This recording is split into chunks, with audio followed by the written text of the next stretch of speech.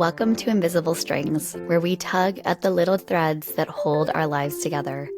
From mental health and relationships to marriage, motherhood, and all the beautiful chaos in between. I'm Katie, your guide to navigating life's tangled web, one string at a time. Think of this as your weekly dose of insight, sprinkled with a bit of laughter, some heartfelt chats, and maybe even a happy tear or two. So, whether you're juggling a million things or you just need a break, let's untangle life together, because those invisible strings, they're what keep us connected. This is Invisible Strings. Let's get started. Lucky number 13. Here we are. 13th episode. Really excited to be here. I'm so grateful that you are here listening, whether you're doing your laundry or going for a walk or driving to school. I don't know. Whatever you're doing, I'm so happy that you're here to listen. Today is, I feel like I always say, it's a different kind of podcast. Every time I think it's a different kind of podcast. But this episode today is actually really personal and it's raw, and it's about the unknown and the way that God shows up even when everything feels really uncertain. And that's something that we as a family are going through right now. And I talked about it a little bit this week on my Instagram page because it's kind of scary, and I think everything's going to be completely fine. And we're going to be totally fine. And Jack's going to be fine. It was, when you're like driving down the highway and all of a sudden you have to stop quickly. Like it's like screeching stop. Like that is how Friday felt to me. So I wanted to talk about how this routine dental scan turned into something we really did not expect. And we're hoping for the best. So I guess the theme of today is in the middle of potential bad news, I felt peace. Not because I'm superhuman, so far from it, but because I know who's holding us. So if you didn't hear on Instagram, a lot of you don't have Instagram. A lot of you don't even follow me. If you don't, you should follow me. If you didn't hear, the story goes like this. Jack is 8 years old. He's our youngest of 4, and he was getting fitted for an expander. His palate is really small, so we're expanding it so his teeth can come in. He's also having a lot of issues with his tonsils. They're very big, and so we were hoping that potentially using this expander would expand his palate and then allow him to sleep with his mouth closed instead of open, and hopefully allow the tonsils to shrink. I've been told now that that's not even a thing. So it's okay, whatever. We're still getting the expander. His mouth is crowded. Regardless, when we went to our dentist to get this done, you get a CBCT is what I think it's called. And it's like a CAT scan of your mouth and your skull. Last week, they had gotten, maybe 2 weeks ago, they got the test results back from that CT, and Dr. Bird, who is our dentist, had gone to had seen it and had seen something strange on it. So had gone to a couple different specialists and asked if they had seen anything like this before and what it possibly could be. And they all agreed that this was something that wasn't normal and he needed to be seen quickly. So she had been trying to call, and her office had been trying to call last week, and I just thought they were calling to schedule the expander, and I didn't ignore their calls. Every time they called, I was doing something and then I forgot to call back. So Thursday night, I had looked at my phone, and earlier in the evening, Dr. Bird had called me on her cell phone, left a message, and it was too late to call her back at that point. So I called her on Friday, and I got the woman who's in charge of all the intake, and she's like, "Have you gotten our messages?" I'm like, "Yeah, I got your messages. I'm scheduling it now." She's like, No, this is something different. We need to actually put that on hold. There was a finding on the CT scan. And I was like, okay. And she's like, here's a number of a specialist. Dr. Bird had sent the CT scan to a bunch of different doctors and specialists in Charlotte, and they all agree that he needs to be seen immediately. And I'm like, well, what is it? And she said, I think it looks like it's a lesion, but we're not sure. So I'm giving you this number. I need you to call this doctor and try to get in as soon as you can. And her voice she's very friendly and I love her, but her voice was serious. And there wasn't any like, I'm sure it's nothing. It's like, you need to see this doctor, which put me into a little bit of a panic. And I started crying, and she's like, we don't even know what this is. We just need you to get in to see the doctor. I said, okay. So I hung up the phone, went to call the doctor. Of course, no one answers. I leave a message, and then I call Dr. Bird's cell phone, and I'm like, what is going on? And she's like, I had a feeling you'd call. take a couple deep breaths. I have not seen this before. That's why I sent it out to some other doctors and specialists. And I feel much better if we could get this taken care of and looked at immediately. I'm like, well, what do you think it is? And she's like, well, I don't know. And it looks like a mass or a lesion, and it's on the base of the skull. And I was like, I thought it was behind the sinuses. And she's like, it is, but it's at the base of the skull. Okay.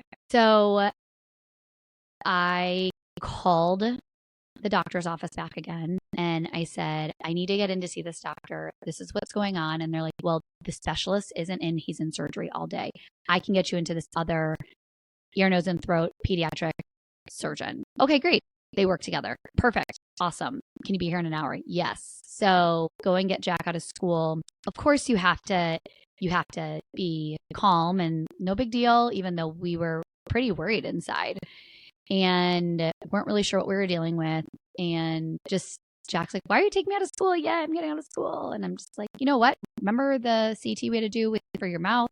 They found something on there. We had to go get another picture. It wasn't really clear. And he's like, okay, cool. And so we went in there, and we weren't really expecting to hear what the doctor said next. So we sit down, and the doctor comes in, younger guy, probably in his 40s, really, really nice, had already looked up his credentials, had checked him out. It came in, didn't even sit down, introduced himself, and he's like, listen, we're not sure what this is, but I've talked to Dr. Capello, who is the surgeon he was an ENT skull surgeon, pediatric skull surgeon, something like that. And he stepped out of surgery, and he looked at the scans, and he agrees we need to get a CT that will allow us to see what this is more clearly, and also will allow us to go into biopsy whatever this is eventually.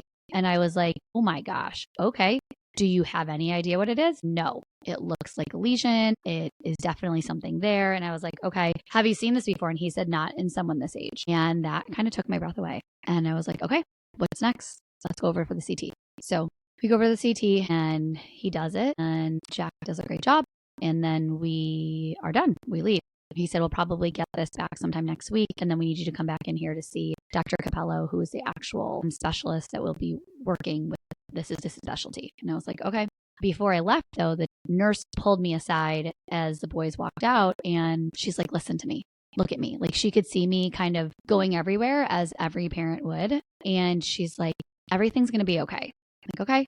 And she's like, no, listen, everything's going to be okay. Even if it's not okay, it's going to be okay. And I was like, okay. She's like, I need you to hear me when I say this. And I kind of just snapped out of it at that point. And I'm like, okay, I hear you. And she told me a story, and she hugged me for 2 minutes, and she was like an angel. I'm not joking. It was amazing. And, for me, I don't know, did God send her? I think he did, because if you knew me even just 2 years ago, I would have been a different person in this situation. And it would have been scary for me and for Jack and for everybody else involved. I think my behavior would have been really, really scared. And that's okay to be scared. But I would have gone from 0 to 100 in, 0.2 seconds. She kind of obviously she didn't slap me, but she kind of grabbed my arms and was like, listen, it's going to be okay. I was like, okay. Gave me a hug, and I left. We end up getting in the car and driving home, and Brad is crying. Jack can't see him crying. He's in the front. Jack's playing a game on his phone, on Brad's phone, and he doesn't know. But I can see him crying. And I was not. I was, for the first time in a situation like this, I didn't have panic. I actually had stillness. And I felt this wave of, peace. I felt this wave of peace. It didn't make my worries about what's next go away, but I just didn't feel angst, and I didn't feel like I was going to go crazy. I wasn't crying. I had cried in the morning when the doctor originally called me. I had cried because I was scared, and I didn't know what was going on.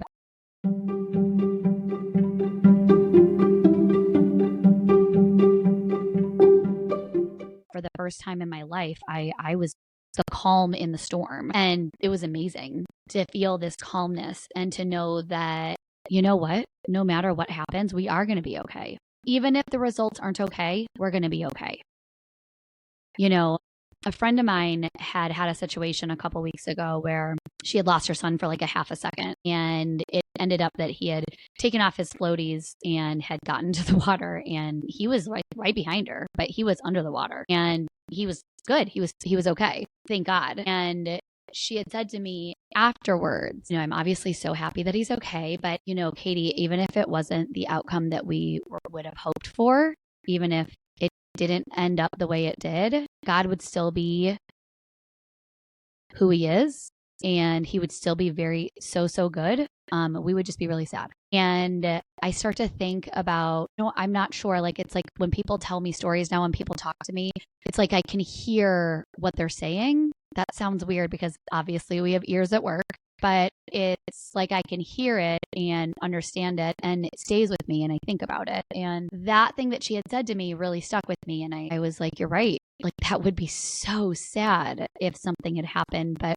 God would still be who he says he is, and he'd still be amazing, and we would just be sad. And that was a thought that had come to my mind in the car when we were driving home. And I still felt uneasy because I didn't really understand what was going on.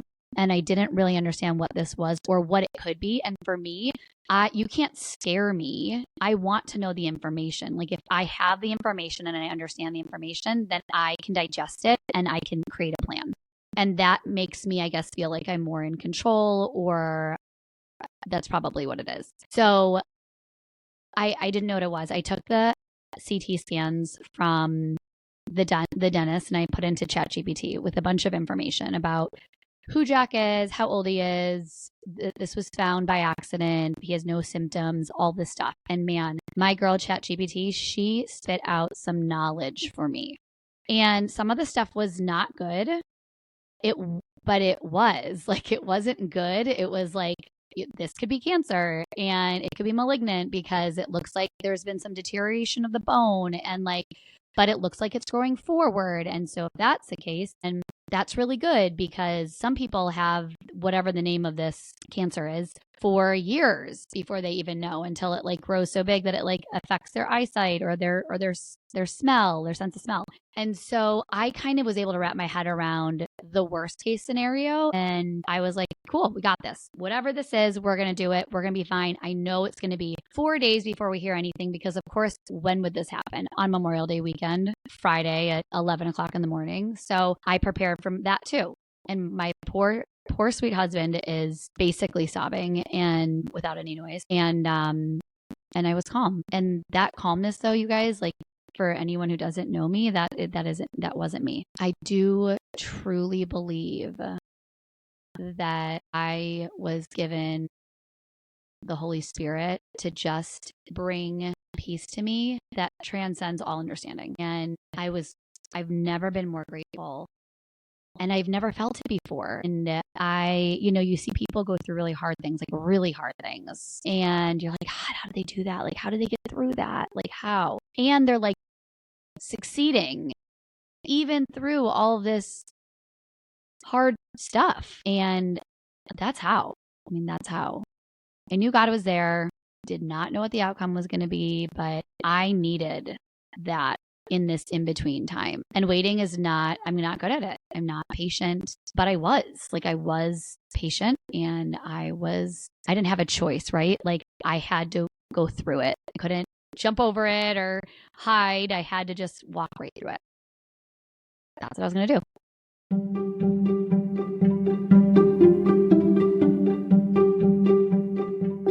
Around 4 o'clock in the afternoon, we had already gotten the girls. They were aware of what was going on now. Jack wasn't really aware of anything. William wasn't aware. He was like, something's going on, but no one's telling me anything. And I don't ever want my kids to feel like we're hiding anything from them. I just don't need them to think it could be something that it's not. Like, they don't know anything about any of that stuff. And so if I tell them that we're just waiting on the scan and then it ends up being nothing, like, I don't need to tell them that it could possibly be something serious. And so by 4:00, I had gotten all my knowledge from ChatGPT. She came through, and everything that I had read was like, okay, the next step is going to be an MRI with contrast. And I'm like, why didn't we just do that already? Like, do you think I'm going to wait until Wednesday or Thursday for them to be like, okay, now we need to get an MRI with contrast just to see what it is? No, I wanted to do it right away because that's where I'm like, let's get the things done. Like, I'm a doer. I'm not like, let's sit around and think about it. I'm like, let's do it. Anybody that knows me knows that. Probably really annoying sometimes. And I sent a message on my chart to the doctor and I said, hey, Dr. Azer, would we be able to get an MRI today? And he's like, I'll send it. Where do you want it to go? And I'm like, I don't even know. Like, the emergency room, where can I even go? And he's like, wait, hold on. And the radiologist had already read the report and had sent it to him, and he sent it to me 4:00 on a Friday of Memorial Day weekend.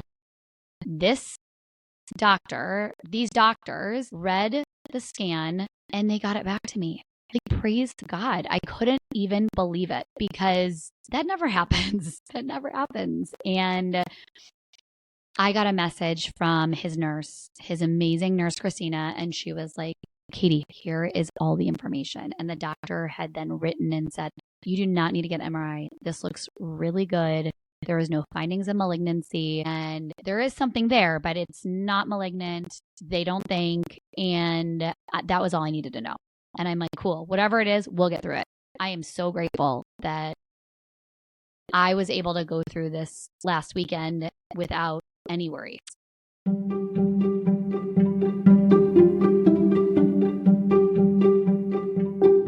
So we found ourselves this last weekend just feeling so grateful and thankful for the doctors. And that was one of the things I was praying about is like, please, God, just put people in our path that's going to like help us. Just please, like whatever we need, just make those the people that are in front of us.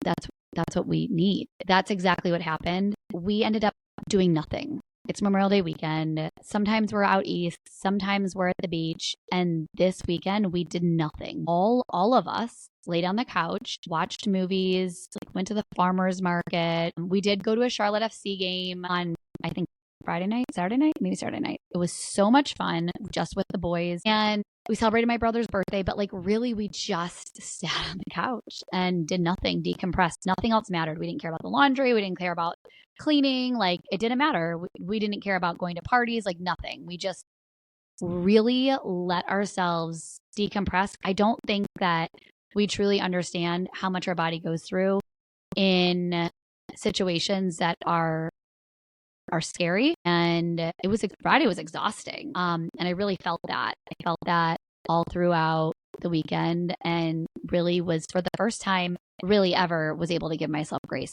In the Bible, God emphasizes the importance of rest for both our physical body and our spiritual body. And he models that through his own actions, of creation, really like resting on the seventh day after completing his work and offering a Sabbath, which is rest for his people, which is what we're supposed to be doing on Sundays. Even though like that's the day, what do? We run to the store, we get everything ready for the week ahead.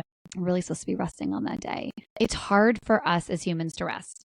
He invites us to come to him and find rest. And he offers a spiritual and emotional rest that can be found really only in his presence. And I really tried to meditate on that this weekend because it was sometimes when you're in the midst of it, it's hard to really understand what's going on and what your body and your mind is going through during traumatic experiences. And I would say that it was a pretty traumatic experience for me.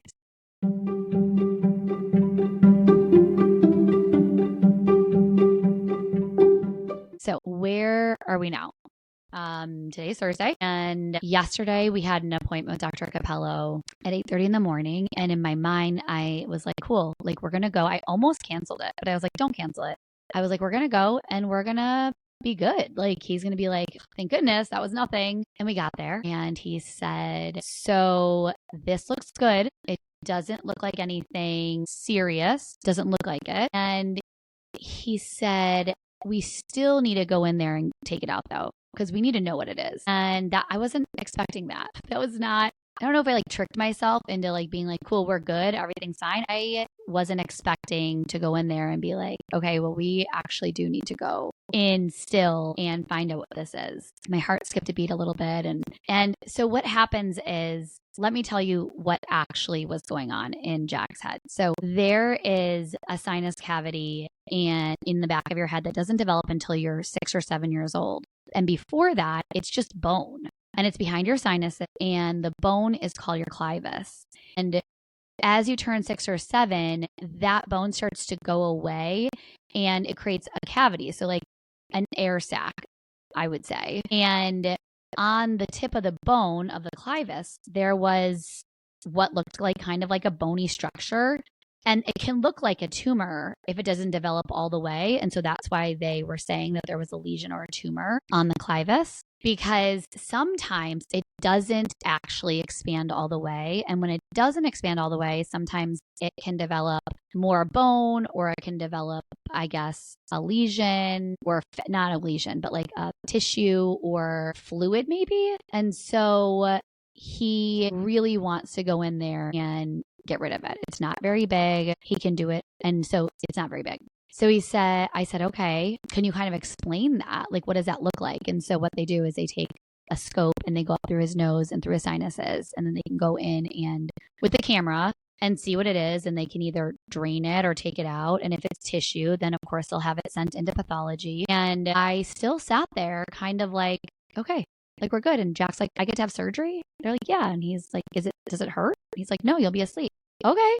Well, that sounds good. And we were okay. Like it was okay. And we're like, he went through the procedure itself and what they do. And it takes about 45 minutes and we'll be at CMC and like, which is the main hospital in Charlotte. He said that if it was his child, he would do the same thing. Because I was like, is this like necessary? Like, are you worried about it being malignant? He's like, no, I'm not at all. Like, I'm not, because there hasn't been deterioration of the bone, and it doesn't look like it's moving in any sort of way, and all the things that he said. And he's like, I'm really not concerned about that, but we see it, we know it's there, like let's make sure that we're good. Where 2 years ago I would have been like, okay, here we are again, it's cancer, this is awful, I can't believe this is happening, why is this happening to us, on and on and on. And I was like, okay, next step, surgery. So it's happening on Wednesday next week. If you pray, I would love your prayers for him just to have a really easy surgery, for Dr. Capello and all of his nurses and techs to just have an amazing day that day, and that their hands, God can work through them and guide their hands and just make this a really easy procedure. And I think that being able to submit and just hand it over to God is something that comes with spiritual maturity.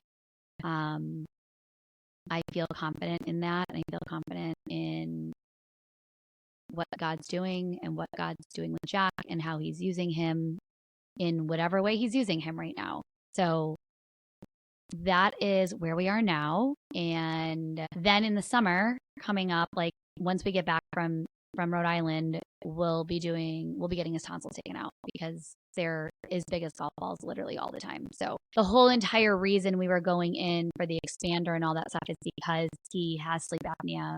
We think his mouth is open when he sleeps, dries out his teeth. He has a lot of cavities because of that. And I don't think that he's had a like regular full night's sleep ever because of these tonsils. And I'm really excited to get them out. I'm really excited to get this thing over with on Wednesday.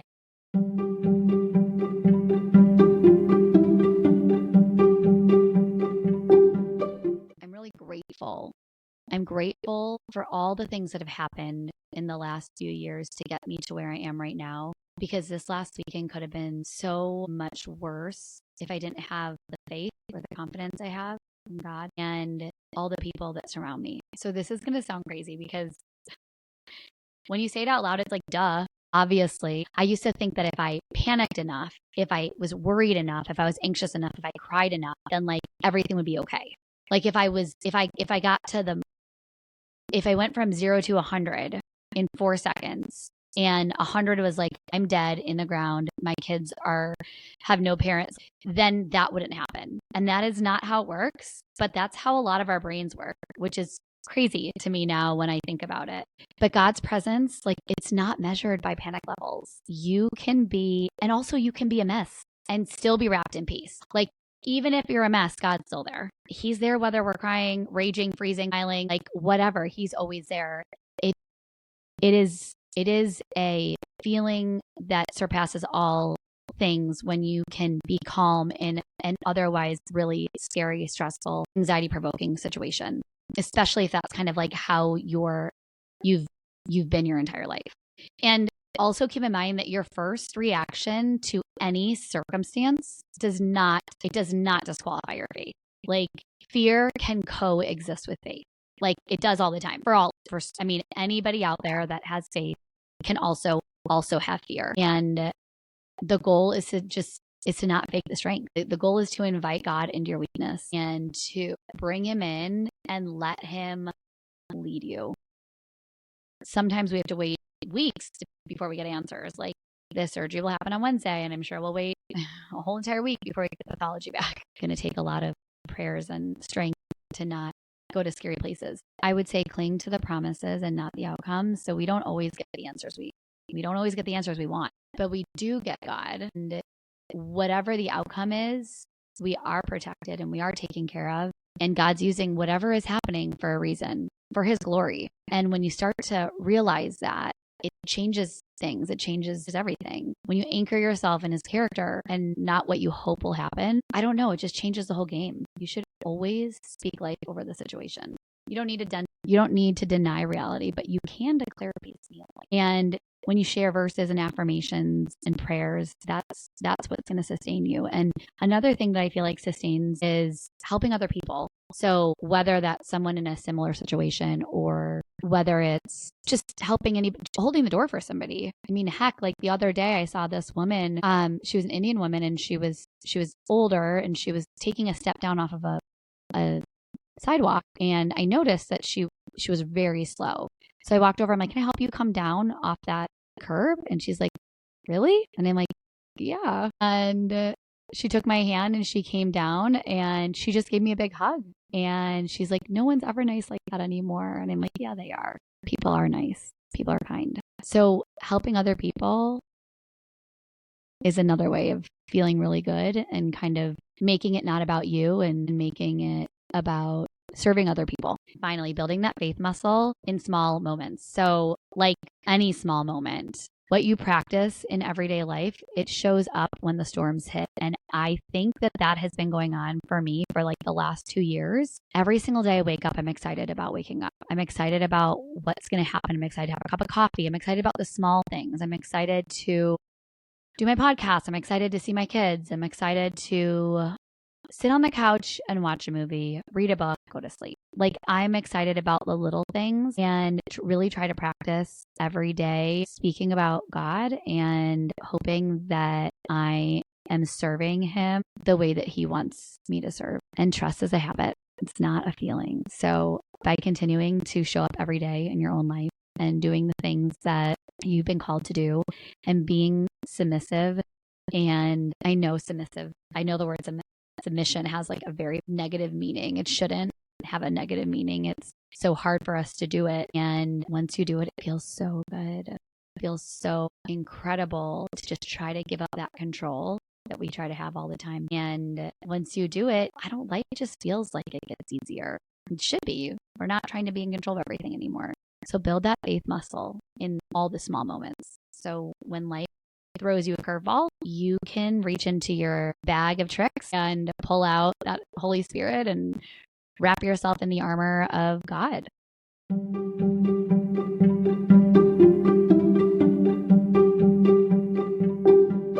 Let's take these last couple minutes. And so not everybody is going through crazy things. Most of us are not. Most of us are not going through this kind of stuff. But that whether you're going through something like this, an unknown diagnosis or a breakup or a loss of a job or whatever the situation might be, I don't know, maybe you're in a fight with your family. Whatever it is, it's big for you. And it doesn't need to be a diagnosis or a life-threatening illness or anything like that for it to be hard. And so where right now in your life do you feel like things are spiraling? And where do you need calm to meet your chaos? So I have to write in a journal, and I did that all the time when I was younger, and I'm doing that again now. And I write in a journal all the time, whether I bring it to church, I write my notes in there, I bring it to Shine and write things in there. Like I have it with me all the time. So I would encourage you to journal these questions. What's one fear I'm carrying that I haven't surrendered to God? And what does peace feel like to me? That's something you probably have to think about for a little bit. And it's not like having a glass of wine on a beach. Like, I guess it could be that if you want it to be that, but like real peace. Sometimes I feel like when we're drinking, I know that when we're drinking, we're numbing our brains. And so that's not actual peace. So I would say, think about what real peace feels like and write that down. Where has God already shown up in ways that you didn't expect? Little things, just today, like where did he show up? And I just wanted to take a minute because I feel like a lot of people have been praying for me and been praying for us the last couple of days. And I just wanted to pray over you guys. And if you're uncomfortable with this, I'm sorry. But it's still happening. So you can turn it off now if you want to, but I'm still going to pray over you. And it's still going to like be tagged to you, whether you believe it or not. But I just did want to pray that anyone listening and everyone listening, that you are also able to feel peace from God and from the Holy Spirit.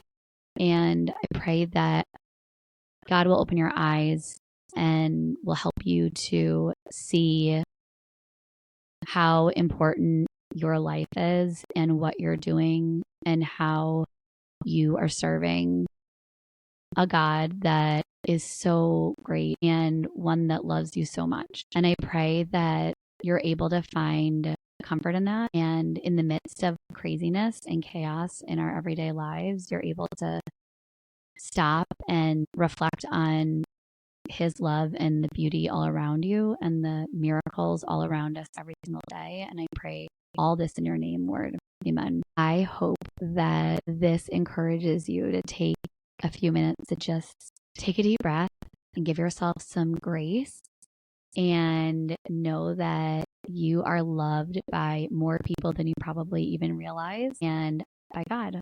I love you guys. Thank you for listening.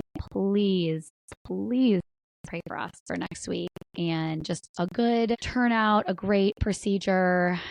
And I already feel so many prayers, and I'm so grateful for all of you listening. And send me a message. I know there's people out there listening in different countries now, and I think that's amazing. So if you are not in the United States, I would love to hear from you.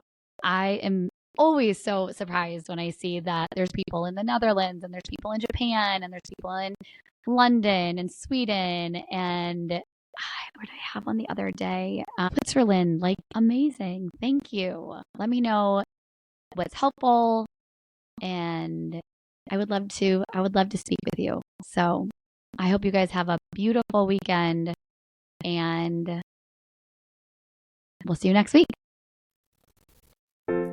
Thank you for joining me today on this episode of Invisible Strings, where we've tugged at a few threads and hopefully left you with a smile and something to think about. Remember, life's connections might be invisible, but they're oh so strong. If you enjoyed today's chat, don't forget to subscribe, leave a review, and share it with someone who could use a little string pulling in their life. Until next time, keep those invisible strings intact, and I'll see you back here soon for more heartfelt conversations and a dash of fun. Stay connected, stay kind, and keep untangling.